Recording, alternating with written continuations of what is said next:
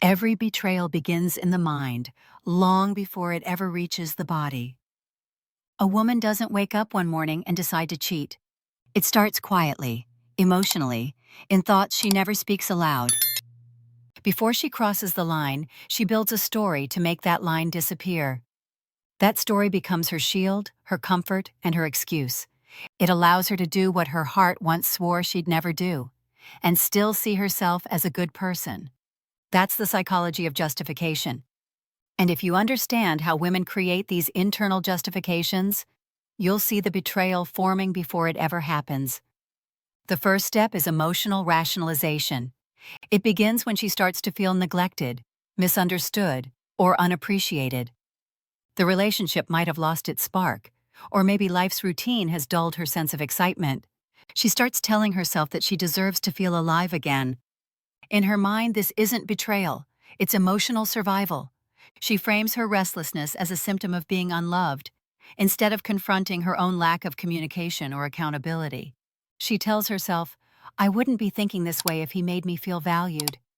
That thought becomes her permission slip.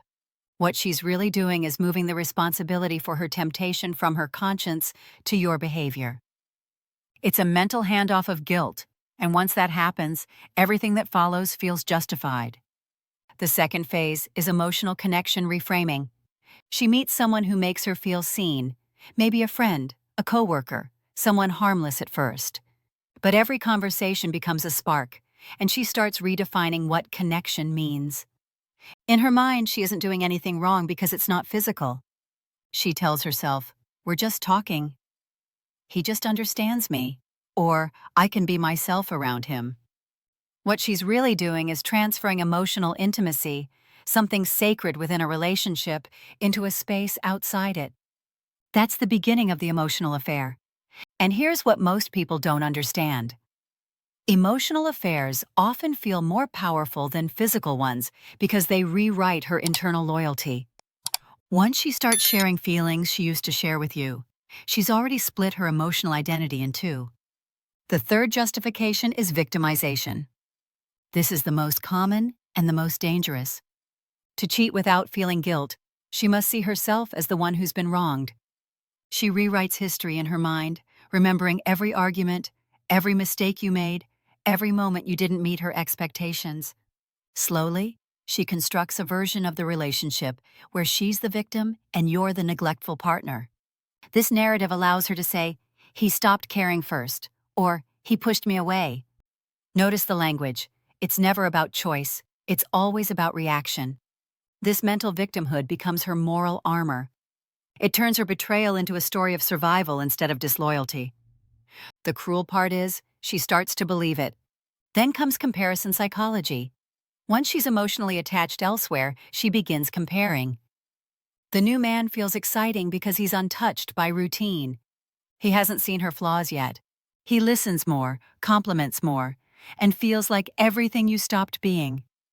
But what she doesn't realize is that she's comparing your reality to his performance. In the early stages of any new connection, people show their best sides. But her mind doesn't see that, it clings to the contrast. She convinces herself that this new person understands her better. That belief gives her further justification. Now she's not betraying you, she's chasing truth. The illusion becomes her logic. The fifth justification is moral detachment. To survive her guilt, she separates her actions from her values. She'll say things like, "It just happened," or "I didn't mean for it to go this far." These phrases remove choice from the act. She reframes cheating as an accident rather than a decision. Psychologically, this helps her preserve self-image. Because guilt is painful, her brain protects her by creating a version of events that doesn't require accountability. In her narrative, she didn't betray you. She fell into something beyond her control. But the truth is, nothing just happens. Every message, every meeting, every opportunity required intention. She's not describing fate. She's describing avoidance. Once she's crossed the line, the next stage is moral comparison. This is where she convinces herself that her actions aren't as bad as others. "It's not like I've been cheating for months," or "I didn't sleep with a stranger." By minimizing the act, she minimizes the guilt. This is how cognitive dissonance works. The mind adjusts the moral scale to make the wrong feel tolerable. It's not that she doesn't know it's wrong, it's that she needs to believe it's not unforgivable. Every small justification becomes a way to dull the edge of conscience. Dr. Alina Rose explains that the female mind is emotionally intelligent, and that intelligence can become its own trap.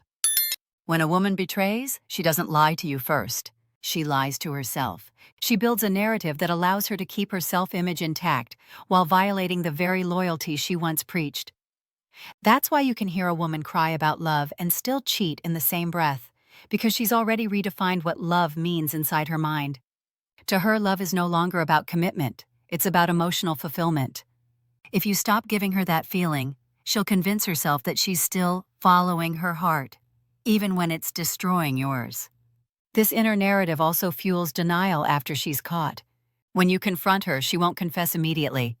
She'll continue to protect the story she built because her identity depends on it. She'll say, "It didn't mean anything," "You're overreacting," or "I didn't want to hurt you." These are not lies in her mind. They're distortions shaped by guilt and fear. She's not ready to face the moral mirror yet. She's still hiding behind the logic that once saved her from shame.